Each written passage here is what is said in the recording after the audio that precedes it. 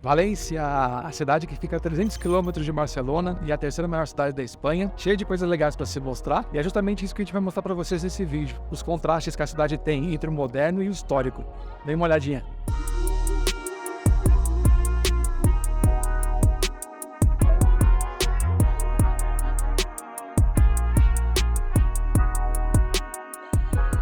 Começando por um ponto clássico aqui de Valência, que é a Estação del Norte, de onde chega a maioria dos trens nas proximidades de Valência, onde as pessoas costumam usar para o seu dia a dia. Ela foi terminada em 1917 e ela é cheia de ornamentos que representam toda a época do campo valenciano, inclusive da tradição laranjeira que a cidade tem, que depois a gente vai falar mais um pouquinho disso. E como a gente é muito aberto a experiências e a pessoas que vêm explicar para a gente pacientemente sobre a história do lugar, a gente teve a sorte de encontrar Sérgio José, que é um morador local, que fala sobre alguns símbolos, como por exemplo, como era a sinalização para os trens de dia e de noite, representado por duas imagens. E a estação está lotada de detalhezinhos que, chegando muito perto, você consegue ver e apreciar, feitos de cerâmica, mostrando como é que era a vida bucólica aqui de Valência. É uma estação muito bonita, que eles preservam muitos detalhes originais da época, como a bilheteria feita de madeira, a decoração feita com pequenos pedaços de cerâmica, ladrilhos que montam um mosaico. Muito bonito, vale muito a pena a visita.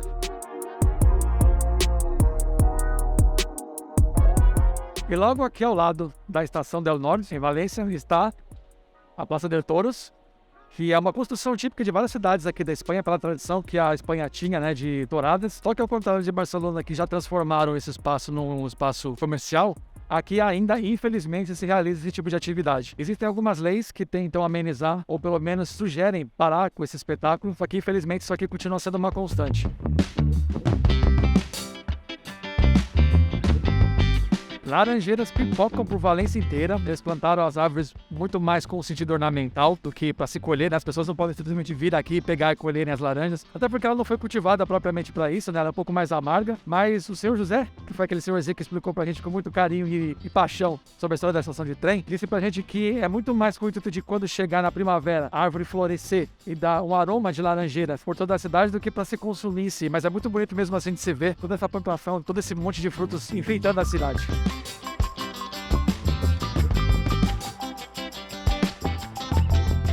Estou passando agora ao lado de uma das pontes que cortam Valência, e por aqui passava o antigo trecho do rio Túria, que cortava Valência no meio. Por que é antigo? Porque ele foi desviado mais ao sul da cidade, depois de uma gigantesca enchente que teve aqui, há muitos anos atrás, e matou gente pra caramba, subiu 15 metros pelo que disseram pra gente. E aí, como alternativa a isso, as pessoas de Valência compensaram, por assim dizer, criando um parque, um corredor, nesse trecho que foi canalizado, que pega vários quilômetros, quase até o início da cidade. Foi uma forma de compensação, é um parque que serve como pulmão da cidade, apesar dessa intervenção humana.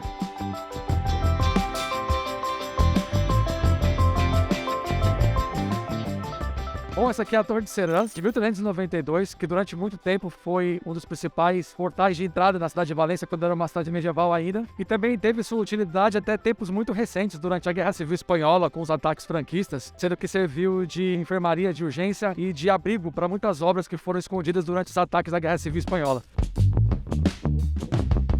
Assim como a Torre de Sarens, a Torre de Quartz, que é aqui onde eu tô, fez parte das entradas medievais da cidade. Só que essa aqui sofreu um pouquinho mais do que a primeira, porque ela também serviu de barreira para as tropas napoleônicas e serviu de base como suporte para a vitória espanhola contra essas tropas e para a independência da Espanha. Então tem muitas marcas de bala, de canhão nas muralhas, e isso mostra a espessura que essas paredes tinham para aguentar esse tipo de guerra, né? Inclusive toda a estrutura que montavam para conseguir levantar essas torres, que não sei se dá para ver por vídeo, mas elas são gigantes, talvez a proporção não seja tão clara, e só a porta que serve de entrada desse portão tem um palmo de espessura de madeira e muitos pregos, muitos tachos de ferro que serviram de segurança e de estrutura para montar essas obras de arte, por assim dizer, medievais.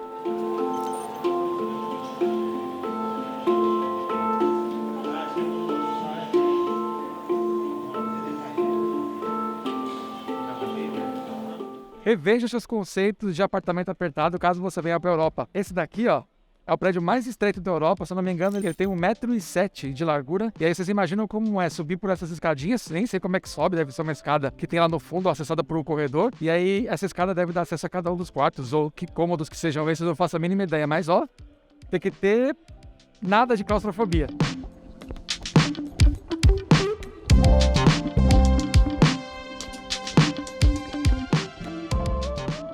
Nosso anfitrião do Airbnb indicou um lugar pra gente comer aqui na região onde a gente ficou hospedado em Valência, que é perto da estação norte de trem. E aí, por uma surpresa nossa, a gente descobriu que esse lugar é um espaço gastronômico associado ao esporte chamado trinket, que é como se fosse um tênis jogado com a mão, numa quadra comprida assim, e que são colocados 3 integrantes de cada lado e eles jogam arremessando uma bolinha de couro. O lugar é bem legal, adaptaram o restaurante, né, fizeram um restaurante mais bonitinho. Tem até algumas opções vegetarianas, né, que atendem ao meu caso. E a gente comeu maravilhosamente bem um sanduíche gigantesco e um café maravilhoso, que é chamado de cremaê, que é com licor de canela e algumas lasquinhas de laranja. Vale muito a pena, é uma delícia. E toda vez que a gente for voltar pra Valência, a gente vai vir nesse cantinho aqui, que é uma coisa mais local, né, tão turística, mas que vale muito a pena visitar.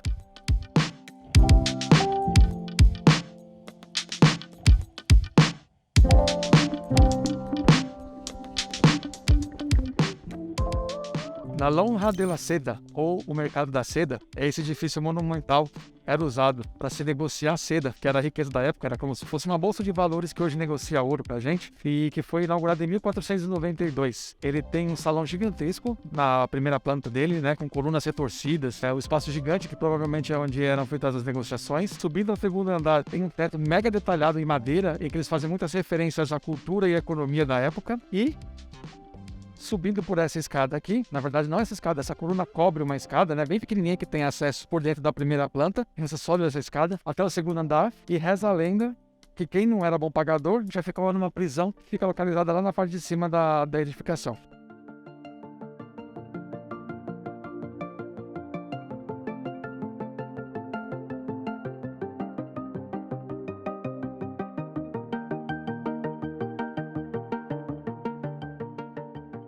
Um dos prédios icônicos aqui da Cidade das Artes é o Palácio das Artes, Palácio das Artes, espaço que é reservado para óperas, concertos e eventos desse tipo. É um prédio também de arquitetura mega ousada, é gigantesco, não sei se dá para ter uma ideia pela proporção aqui, mas o tamanho dele vendo de perto aqui é uma coisa realmente impressionante. Tem um café ali na entrada, que fica aberto agora quando não tem óperas e coisas do tipo, que a gente pode ter acesso, e você pode sentar ali, aproveitar um pouquinho, curtir a arquitetura dele e dos outros espaços. E eu tinha um pôr do sol bacana, assim, uma tarde legal.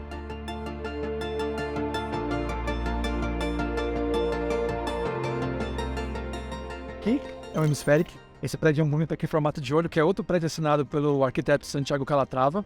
E dentro dele é abrigado uma baita tela de projeção gigantesca, que tem quase 180 graus de envergadura, que cobre quem estiver assistindo os filmes, projeções e imagens que lá dentro são exibidas.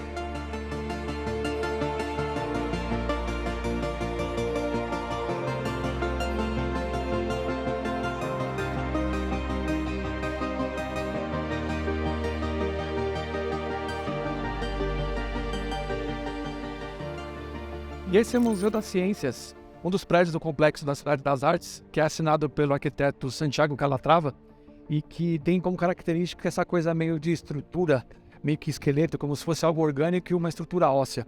É uma característica dele, inclusive, por uma das obras que ele fez no Rio de Janeiro, que é o Museu do Amanhã, que segue essas mesmas linhas. É um museu gigante, que tem várias exposições correlacionadas com ciências e que você pode interagir, brincar. Inclusive, um dos lemas deles é que você não pode deixar de tocar, de sentir e de pensar.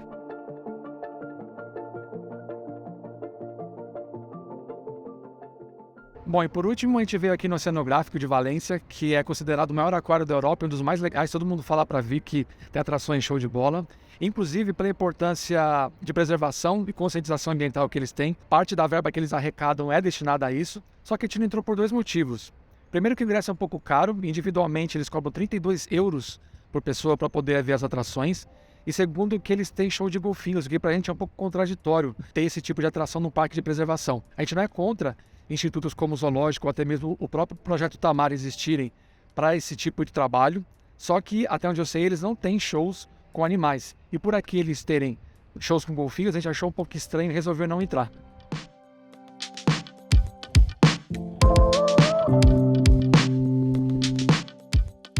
Para fechar essa parte moderna e da Cidade das Artes aqui de Valência, a gente está aqui no jardim aberto que eles chamam de Umbracle, ou Umbracle, eu não sei como é que se pronuncia, mas que é um baita espaço que parece um jardim botânico, que tem essas estruturas, esses arcos aqui que circundam toda essa vegetação que foi trazida para se plantar aqui no lugar.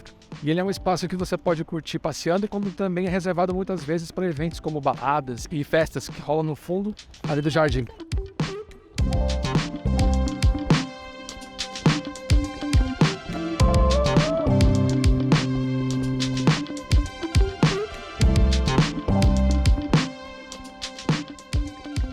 Em 2 dias não dá para fazer muita coisa assim dentro de uma cidade que é do tamanho de Valência, mas a gente tentou mostrar para vocês o máximo de atrações possíveis que a gente conseguiu entrar dentro delas, né? Mas a gente vai deixar algumas imagens também de alguns lugares que a gente passou, que são pontos turísticos legais para se visitar aqui em Valência, que a gente vai voltar um dia para visitar, mas a gente vai deixar um gostinho para vocês aí.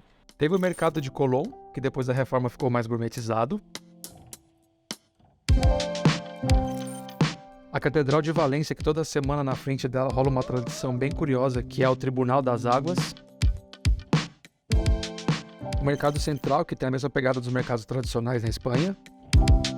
E o Palácio del Marqués de dos Aguas, que tem a fachada toda feita com pedra alabastro, cheia de detalhes, e que dentro dele tem algumas curiosidades e algumas peças que mostram como era a vida aristocrática do século XVII em Valência.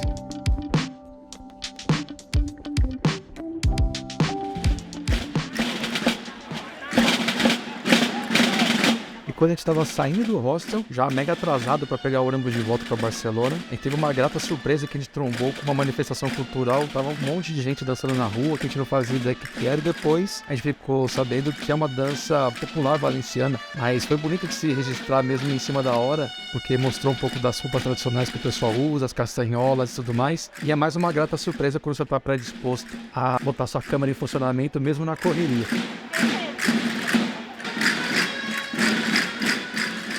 Se você curtiu, é aquele pedido clássico, né? Dá uma curtida, se inscreva, ativa o sininho, compartilha com quem estiver interessado em ver mais sobre Valência e até os próximos vídeos.